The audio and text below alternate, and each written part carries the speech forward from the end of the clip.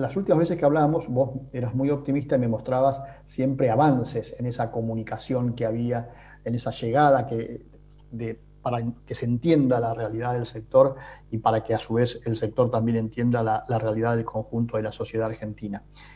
¿Ese avance se frenó con la pandemia y con las políticas que se están dando por estos días?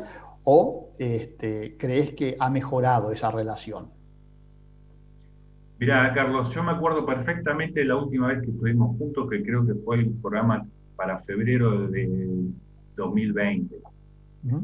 Eh, Recién estaba asumido, digamos, el nuevo gobierno y cerramos el programa yo te mencionaba que para mí se abría una etapa que me preocupaba porque eh, en los contextos donde las posiciones se ponen extremas, donde el conflicto es lo que gana el día a día, ¿no? Donde se profundizan estas diferencias, esta grieta de la que se habla, la comunicación se empobrece porque entra en un ámbito donde lo único que atiende son las urgencias de la crisis.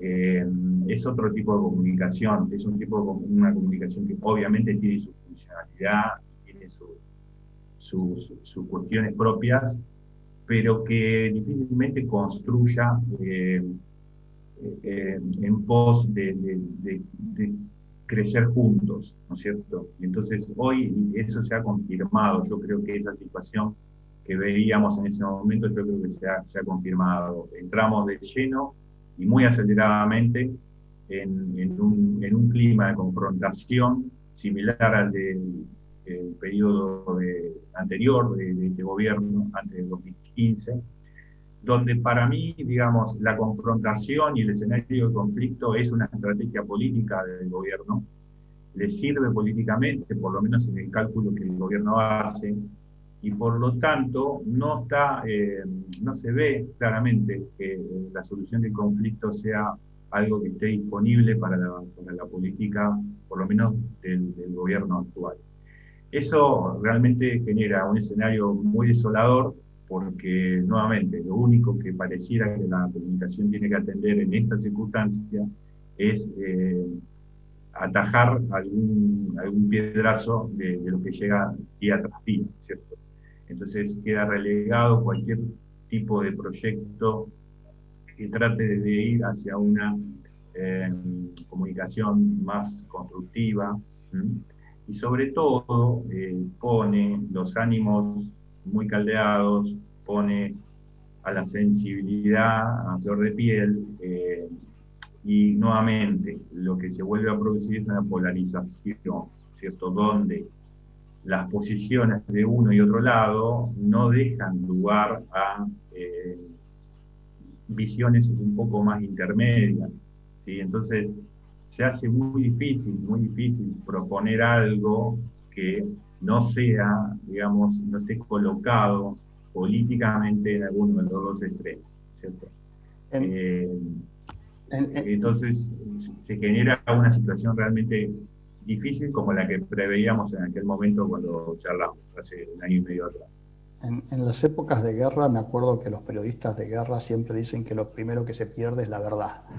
En la etapa de conflicto, para venirnos más acá, o de confrontación, a lo que estamos muy habituados en la Argentina, confrontación o conflicto entre sectores, entre actividades y el gobierno, y a nosotros nos toca siempre estar, porque trabajamos con el campo de un lado y los gobiernos los tenemos de otro. En esa situación de confrontación y conflicto, ¿gana el que comunica mejor?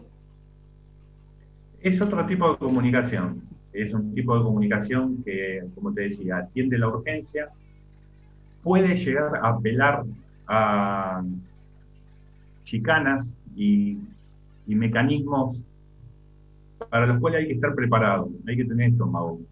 Sí, yo siempre me reflexiono sobre esto porque a veces he tenido consultas de instituciones que han explorado alternativas de una comunicación más de conflicto, más áspera. ¿Sí? Yo personalmente no sé manejarme en ese contexto, no me gusta, no me siento cómodo, creo que no sé, no tengo el estómago para hacerlo. ¿sí? Pero Perdón, eso cuando lo, decís, perdóname, sí. creo que alguna vez lo hablamos de esto. Cuando decís estómago para hacerlo, es decir, porque hay que hacer cosas que a veces no son lo que a uno le gustaría, por decirlo Sí, sí, sí. finamente. No, yo no hago un juicio de valor sobre eso, ¿no es cierto? Hay excelentes comunicadores que saben perfectamente cómo manejar eso. Hasta te diría que es un atributo interesante de un comunicador, ¿no? Cómo plantarse en una situación en donde el conflicto es lo que prima. Yo personalmente me siento incómodo en eso, no me siento con las capacidades para manejarme en ese escenario. Lo reconozco y no quiero entrar en eso. Pero claramente aquellos comunicadores que tengan esa destreza, ¿no? De poder plantear escenarios como los que estamos viviendo, seguramente en estas circunstancias van a tener una oportunidad de poder poner en valor su trabajo, no tengo ninguna duda. Es una cuestión de, digamos, de dónde uno se puede sentir cómodo, ¿no? Y creo que en general el espíritu de las instituciones del agro y en general de los productores, de la gente del agro, está lejos de ese espíritu combativo. Estamos lejos, por naturaleza. Somos gente en general, un sector que quiere trabajar tranquila, que no le gusta, viste, meterse en lío ni estar en zona de conflicto.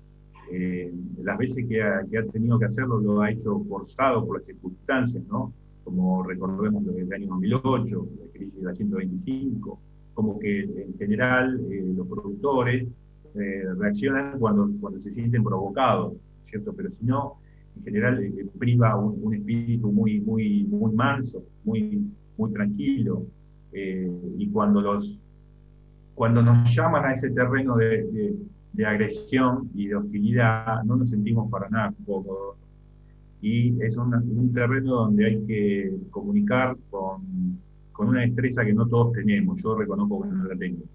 ¿Sí? O Víctor, sea, me limito mucho en ese sentido. Sí. Víctor, durante mucho tiempo, y yo creo que hay conciencia, se trabajó en que el agro o en que el sector agropecuario, la actividad agropecuaria, los productores entendieran que se comunica muy mal y que había un problema de comunicación con el conjunto de la sociedad.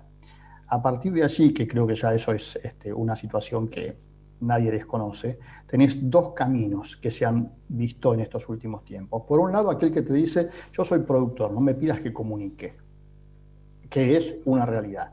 Uh Y -huh. por otro lado, tenés a muchos que quieren comunicar, es decir, y a veces comunican mal, incluso siendo contraproducentes para lo que quieren comunicar, que es ver cómo logras aliarte con la sociedad, y también una gran difusión de información que termina confundiendo. ¿Por qué no se logra esa uniformidad para que la comunicación sea de alguna manera uniforme, valga la redundancia? Mira, yo en este sentido creo que a lo largo de los años he ido cambiando un poco la forma de ver esto. Yo creo que no se puede aspirar de ninguna manera a una política comunicacional del agro homogénea. ¿Por qué? Porque lo que hay abajo es una gran heterogeneidad, ¿cierto? Una enorme diversidad de productores, de producciones, de culturas, entonces eso, y de intereses también. Y vos trabajás mucho ese tema, la tenés muy clara de cuáles son los intereses a lo largo de la cadena y cómo están en conflicto, ¿no? Entonces, no se puede aspirar a una comunicación homogénea. Sí creo que hay una enorme responsabilidad de las instituciones. Las instituciones hoy que representan, por ejemplo, los productores, necesitan subir la vara con el tema de comunicación y ahí sí se podría obtener quizás alguna política en conjunto. Y eso viene lento, ¿no? Viene lento. Y la responsabilidad es institucional. Yo creo que a nivel individual hay un enorme empoderamiento de los productores, sobre todo los más jóvenes, que se ve en las redes, ¿no? En la efervescencia que hay en las redes, los productores, la gente vinculada con el sector del agro, se le nota una impotencia de querer contar todo lo que hacen, todo lo que aportan digamos, la bronca que da el tener que producir en medio de una política tan hostil. Y eso creo que es bueno, es energía positiva, ¿no? Por supuesto, ellos no, digamos, a nivel individual no se puede buscar una responsabilidad, cada uno hace lo que mejor puede, con muchas ganas. Eso habría que buscar la manera de canalizarlo de manera institucional. Ahí es donde falla un poco, ¿no? A nivel institucional falta subir la vara en cuanto a el armado de esquemas profesionales de comunicación. Y después no esperar, digamos, la solución mágica, la solución generalizada para todo.